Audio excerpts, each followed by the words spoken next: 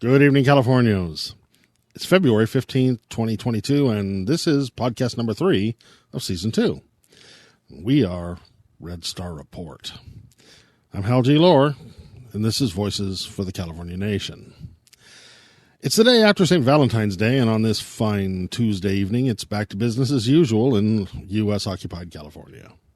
So I'll assume you survived the stress of that Hallmark card holiday, yet another phony occasion created decades ago by advertising agencies to enforce an outdated, unrealistic version of binary love. And the oh-so-American tradition of equating romance with spending money you probably don't have on things you probably don't need to express feelings you and your life partner probably already share. Because, hey, that's love in the modern USA capitalist style, right? A delusion that candy, flowers, and of course, some diamond jewelry can start, improve, or even save that traditional Norman Rockwell poster relationship you probably never had in the first place. Because nothing says I love you in America like socially mandatory consumerism right after Super Bowl Sunday, right? As a modern Californian, I can say that there is nothing intrinsically wrong with putting aside a day to appreciate the ones we love. Although it's better if we don't need a specific day to remind us to do it. It's just, I'd prefer we as Californians could do it in an independent nation of California. A more evolved nation, where unlike in today's United States, the definition and acceptance of each other as human beings and who people choose to love didn't always mean we have to have a political fight over fundamental civil rights and human rights. This is Voices for the California Nation.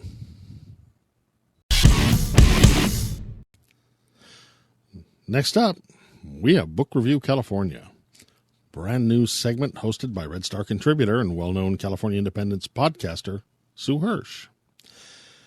Book Review California features our California Nation in print, with discussions, interviews, articles, and reviews on authors and the written media that help to shape our unique California history, culture, and values. As a first installment, I have to say, I would be hard-pressed to find a more influential or important member of California's activist community. A legendary voice for Indigenous rights and academic diversity. The first Native American student at Berkeley, part of the Third World Strike that established ethnic study programs in the University of California system, an organizer of the 1969 Native American Occupation of Alcatraz Island, author, activist, and university professor. Red Star Report is proud to bring you this first episode of Book Review California, hosted by Sue Hirsch. Part 1 of Native Resistance, an Intergenerational Fight for Survival in Life by Dr. Lanada War Jack.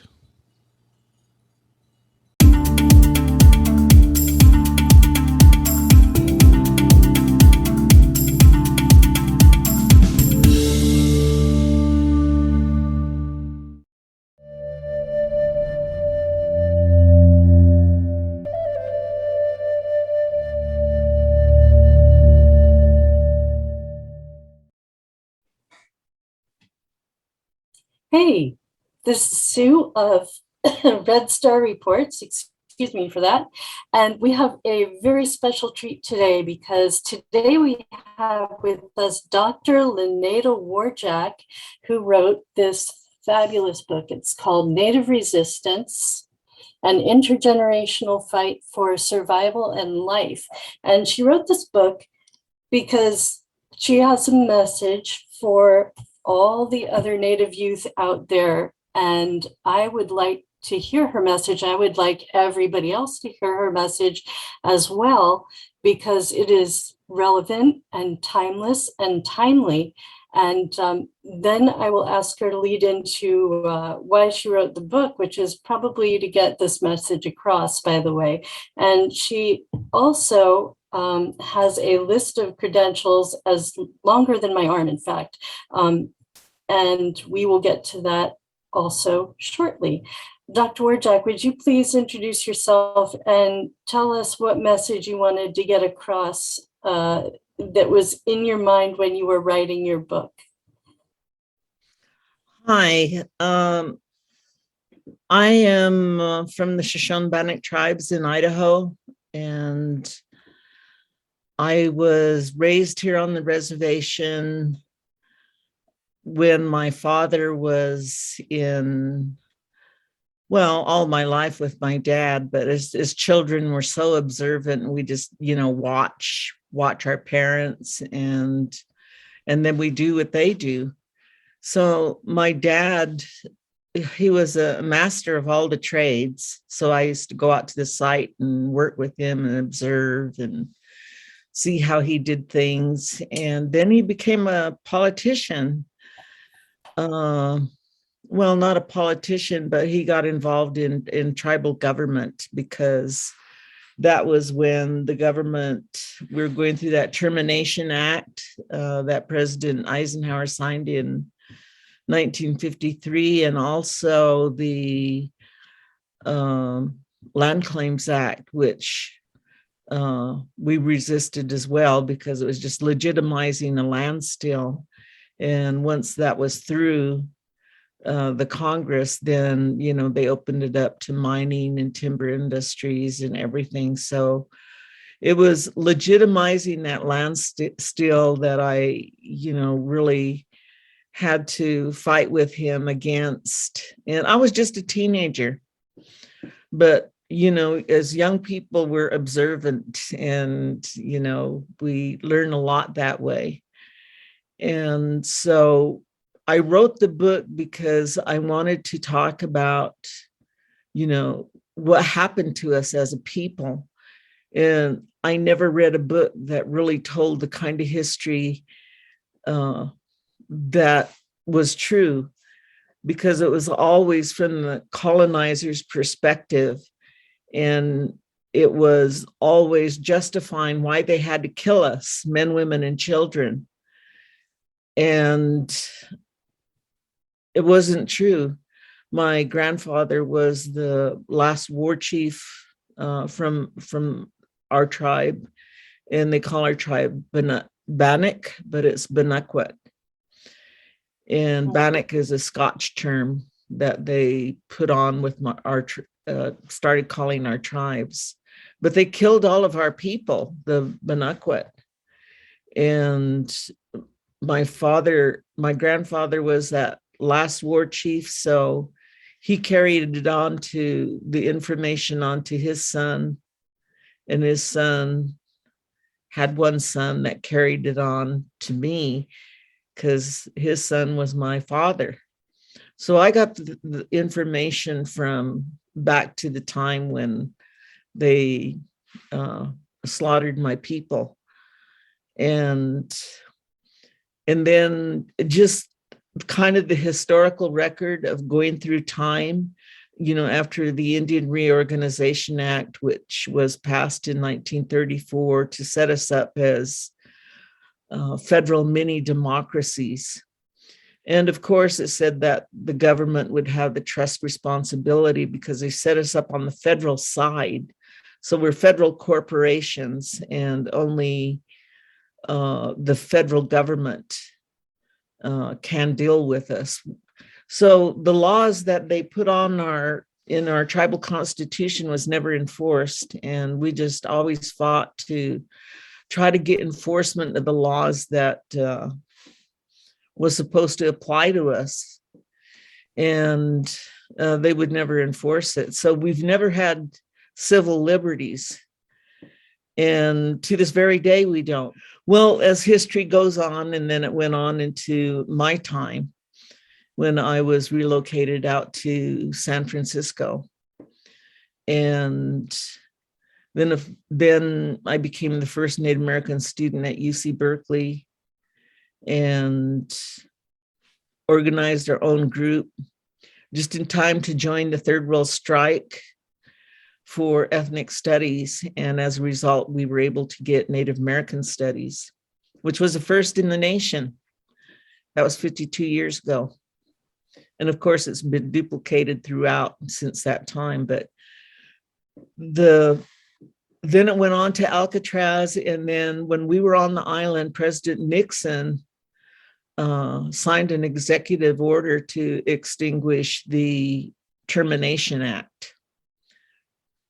So it happened during the time that we were on the island, and the Termination Act was allowing the states to have jurisdiction and to totally take lands, reservation lands, and get rid of the tribes. So they took about 106 tribes at that time, and some states were total public law 280 states, which meant that the states had total jurisdiction. And in Idaho, where I was at, the states had partial jurisdiction. But when they found out that they had to fund those laws that they took, then they just didn't do anything because they didn't want to give us, any kind of funding for the laws that they took. So all of that happened before I got to California. So I was aware of that because I had to live and breathe that throughout my whole childhood and life of what was going on. And did you want to say something? I'm just going on with the story rather than introducing myself. I'm sorry. Yeah, I forgot to introduce myself too. Excuse me for that. I'll get to it in a minute, though. First, I wanted you to just think for a second on a question I have, and the question is this. You wrote this book because you had a message for the youth of today, the Native American youth of today. And I'm going to want you to relate everything you're saying now to what that message was. And maybe it's something to do with what they can do to bring all this injustice to an end. But let me introduce you one more time, and RSR Reports, Red Star Reports. My name is Sue Hirsch. If you don't know me yet, folks who are listening, we thank you for listening. You're also listening to Dr. Lanada War Jack, who has a list of credentials longer than my arm. Let me read some of them off to you. She was on the board of directors of the American Indian Center in SF, San Francisco. She was co-founder of the United Native Americans. Is that right? Correct me if I get any of this wrong, Dr. Warjack, please. She was the chair of the National American Students Association. She was also a university professor at several different universities. And did I miss anything important other than the book you authored?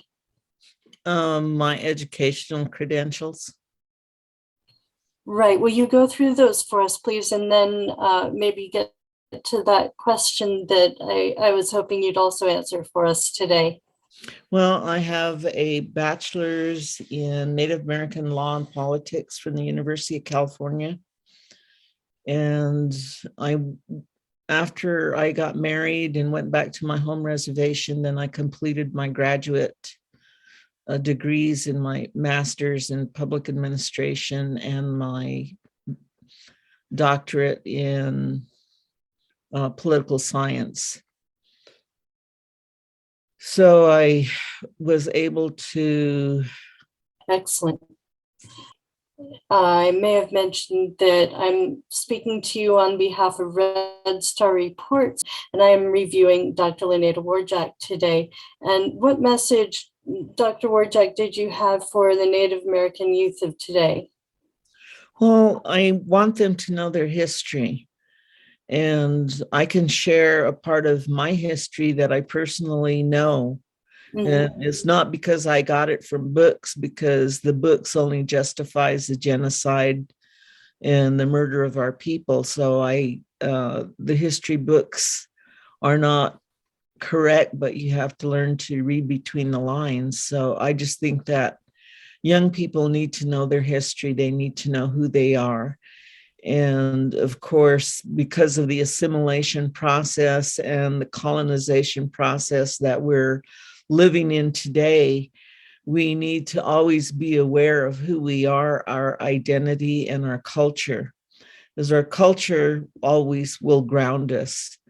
And so, as a Native American person, I know that Native American young people need to be able to know who they are and to say who they are and to know their history. So you have to do, research and find out if you're curious at all as to who you are. And as young people, they're very bright and they need to, collect that together and be able to speak, because each and every one of you represent us, and people are going to ask you, and you have to be knowledgeable, be able to represent us, and to do it in a way where people can understand, because we lived under the so-called matriarchy, which is the natural laws, and we need to know what that is, because the matriarchy is the balance of male and female, as opposed to the patriarchy that we're living under today, under the so-called democratic system, which is a hierarchy of oppression. And we're down at the very bottom. We don't even have a voice. So we need to know and understand, what we're living in today, and know who you are and be able to speak up. And because we're still going through a lot of the injustices, including the fact that we do not have any civil liberties to this very day. Dr. War Jack, do you think you might be able to speak to how the daily life of any person is different under a patriarchy than it is under a sort of more matrilineal sort of governance? Well, I've never been able to experience the balance of male and female energies. It's usually because of the Indian Reorganization Act that set us up as a mini federal democracy. Then we're just like any city municipal government with a constitution and bylaws, et cetera. So the council that we live under through the Indian Reorganization Act, we can elect. However, everyone above them is appointed, whereas in the state side, it goes all the way up to Congress. So we don't have a voice in any legislation that comes down on us on the federal side, because legislation that impacts us on the federal side only impacts us. It doesn't impact anyone else.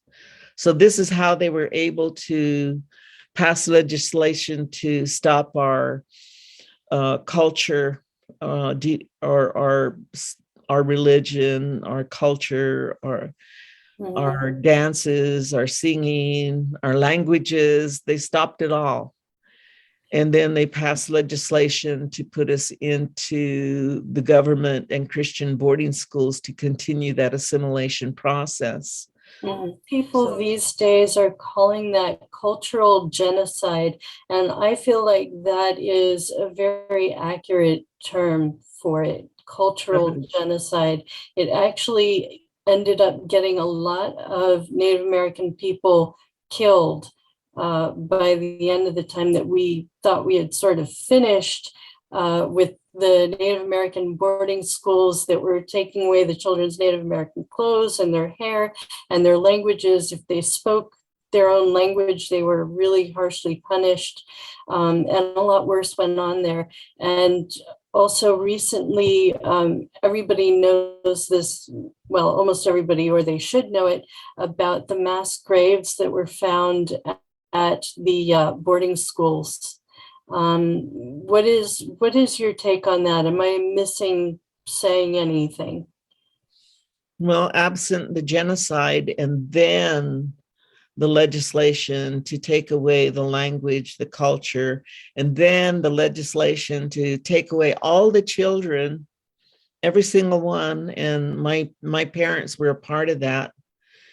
I escaped it because then the laws started lifting.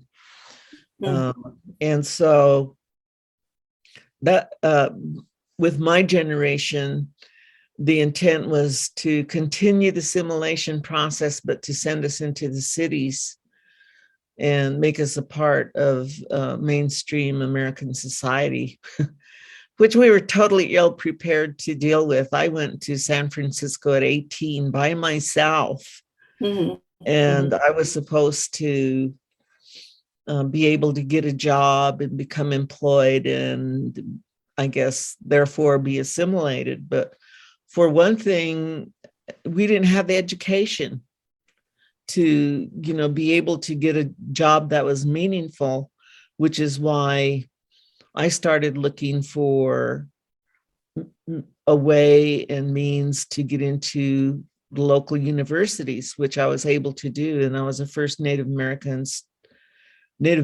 into the University of California. After I arrived on relocation. But the important thing for young people to know also is you have to learn your culture. You got to be able to maintain that balance, because that balance is in everything. Under the system that we lived under originally, I've never been able to experience the balance of male and female energies because of the legislation that we're living under now, which where we're still under that, we're the lowest level of the patriarchal system. And so it would be wonderful to know what that felt like, to have the balance of male and female energies, but it's not that way because of the continuous colonization of our people. And is it all of this that drew you into the Occupy Alcatraz movement? Well, it wasn't that I was drawn into it. I did it. I was a student, and I was the chair of my student organization. And Ian Richard Oakes from San Francisco State, he was the chair of the student organization over there. We worked together. And there was a businessman who wanted to do a publicity stunt around Alcatraz because one had been done prior to that where a Sioux landing party had claimed Alcatraz under the treaties. So we went out to be on the publicity stunt, but after we got back, then it was just so like, is that it? We didn't get to talk about our treaties or the broken treaties or what should be acknowledged and recognized because we didn't have a forum for that. So we organized as students and went out and actually took the island.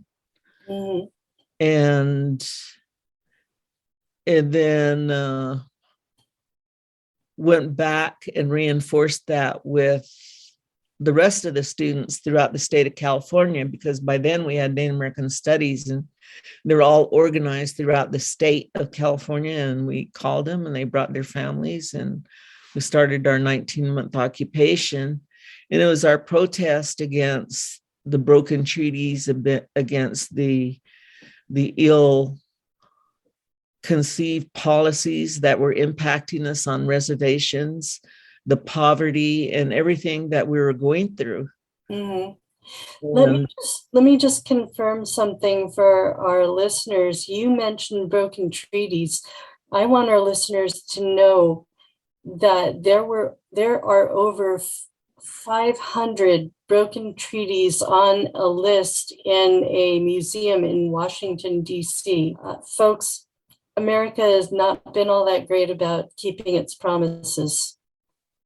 Jack, did you want to say anything more about anything you just said? Because that was a pretty important piece there. Well, the broken treaties, the violations of law that we're still living under, the fact that we don't have civil liberties today because we're set up under the federal mini democracies, like I said, but it's not a democracy if there's no enforcement.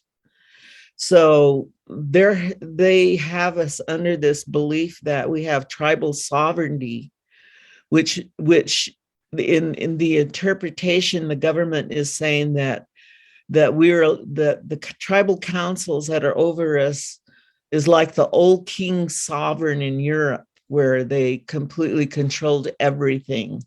Right. And the people had no voice. And so that's the kind of tribal sovereignty that the government has maintained that we're living under. Mm-hmm.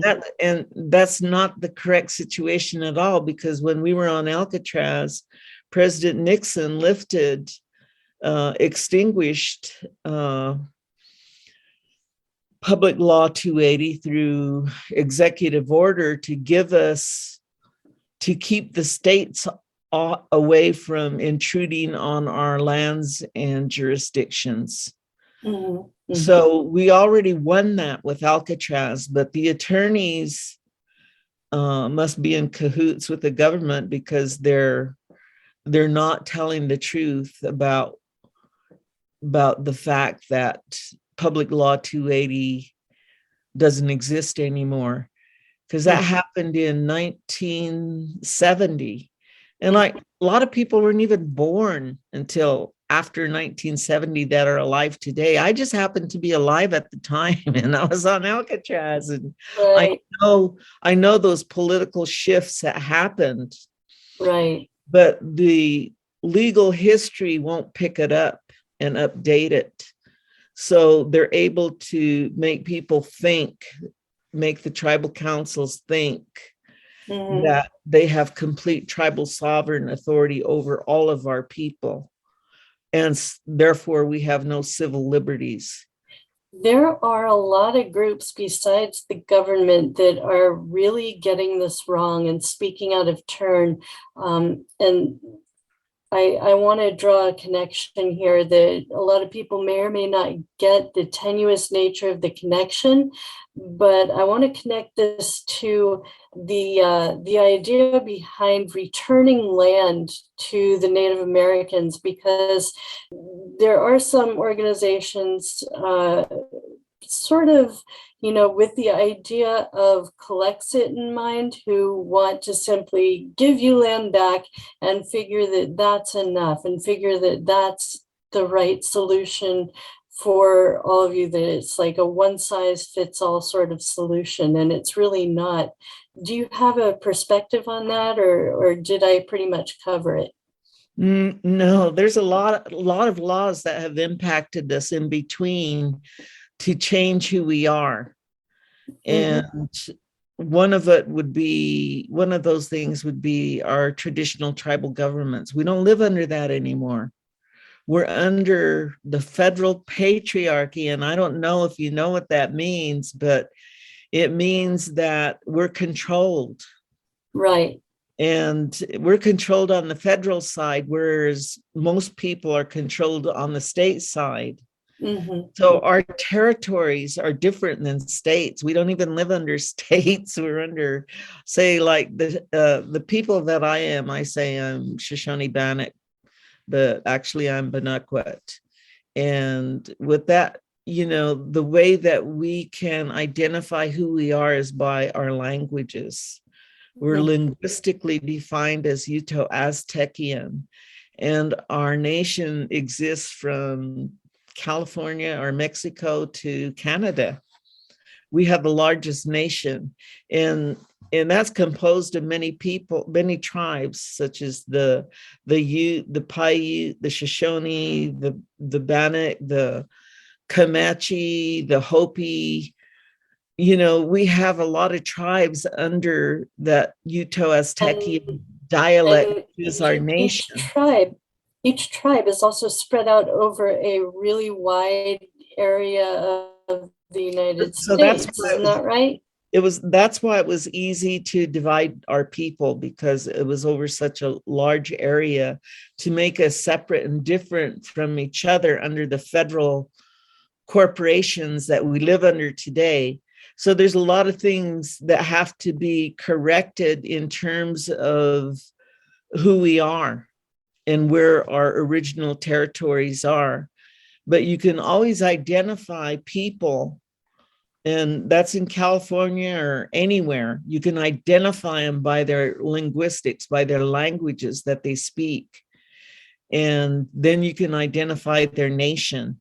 And see, there's a lot of homework that needs to be done. Right.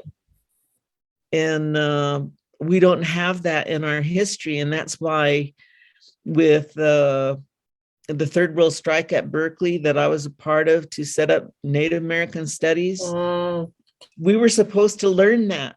We were supposed to learn who we were, our nations, our languages, where our territories are, not to mention all the politics and the legislation that happened after that. So, they've construed us and mixed us up so bad that people have to do a lot of research before anything can be done to assist us. Exactly. But mainly, we do want to be acknowledged for our land and our territories. That's a step, but that's only one step. There are many more things that need to be done. And, it's going to take a team of some really good people to develop the steps that need to be done, but it can be done. And you need to know the legal history, congressional laws that have been passed, and linguistics is just a part of it. But it's huge, because we didn't cut off at the borders of Canada or Mexico. Our territories run all the way up and all the way down. We're still the same native peoples in Mexico under the Uto-Aztecian dialect that runs all the way into South America.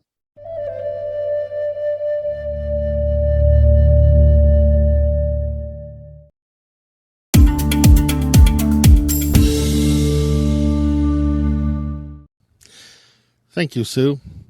Part 2 of this interview should be available in Red Star Report podcast number 4, which will release on February 22nd at 6 p.m. California time. But do check back with Red Star Report in case schedule updates are needed. For more information on Dr. Lanada War Jack and her book, Native Resistance, An Intergenerational Fight for Survival and Life, you can follow the link in the comments section or simply go to her website at drwarjack.com. That's drwarjack.com.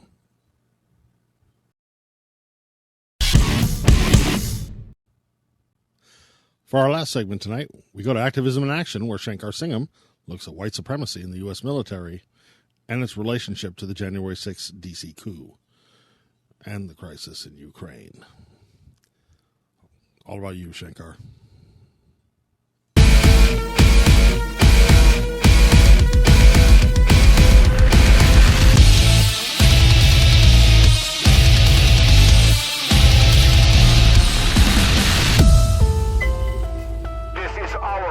Folks, this is California.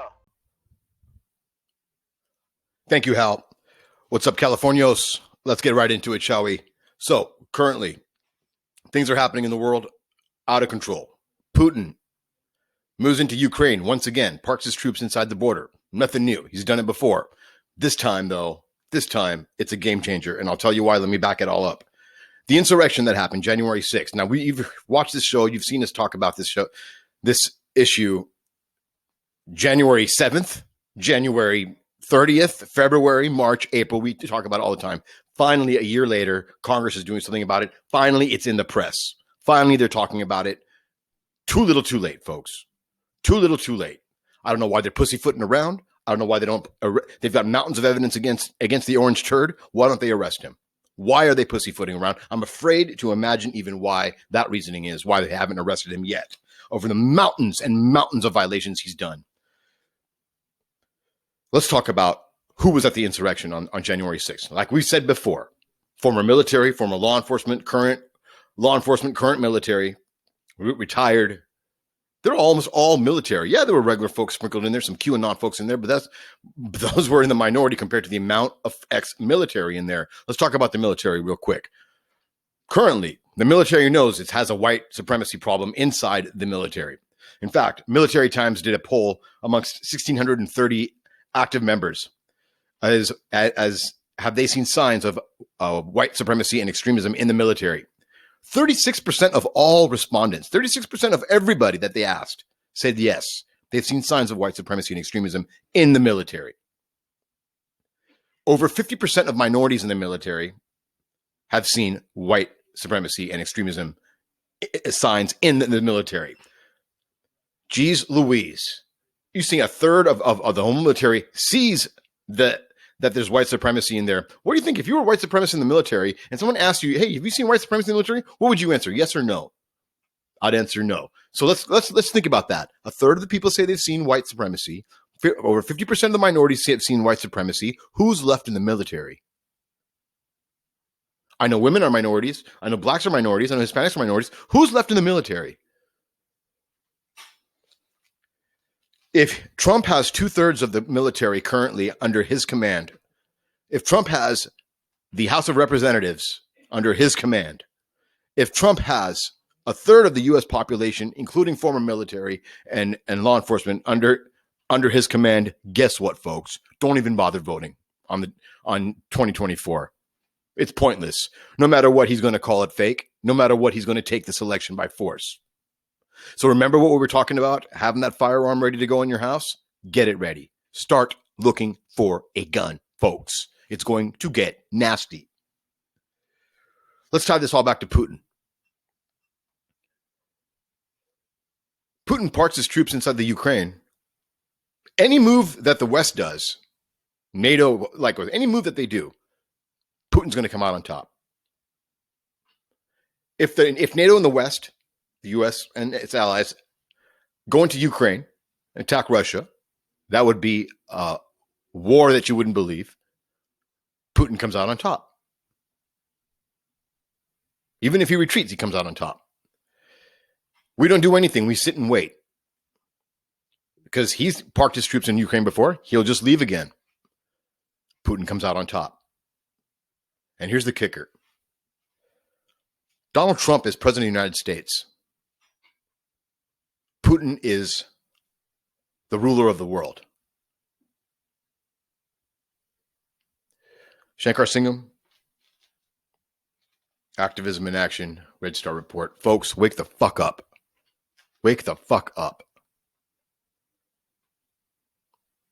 That's all I got. Back to you, Hal.